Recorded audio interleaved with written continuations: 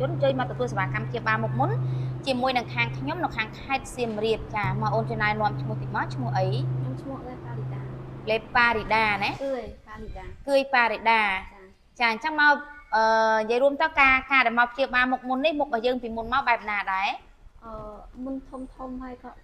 ស្អាតទៀតចាមុនធំលេងនិយាយចាញ់ហ្មងហ្នឹងមែនទេចាដោះឡើងប្រប៉ុនមេដៃបងប្អូនណានៅកន្លែងចំមុះរបស់គាត់ក្រោមភ្នែករបស់គាត់ហ្នឹងណាចាឥឡូវនេះឃើញថាស្អាតមែនតែនតែម្ដងចាមិនទាន់បាន 100%ទេបងប្អូនចាតែគឺថាជាច្រើនខ្លាំងមែនតែនឃើញតែមុខរបស់យើងជាច្រើនមែនទេចាហើយជាអតិថិជនរបស់ខ្ញុំពិតប្រាកដមែនទេចា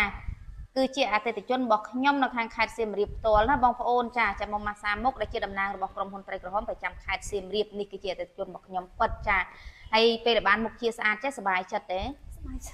ប្បាយចិត្តខ្លាំងហ៎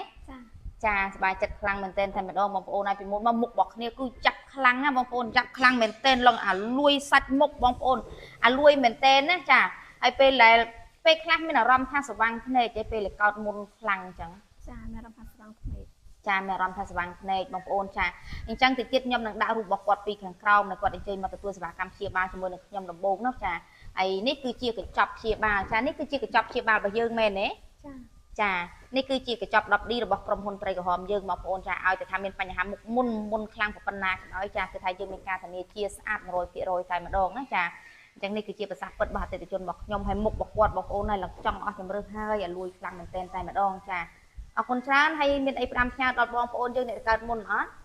5មកកើតមកព្យាបាលមុនហើយមកទុយូរពេកប្រយ័ត្នដូចខ្ញុំចាអរគុណច្រើនជូនពរឲ្យអូនមានសម្រស់កាន់តែស្រស់ស្អាតចាអរគុណ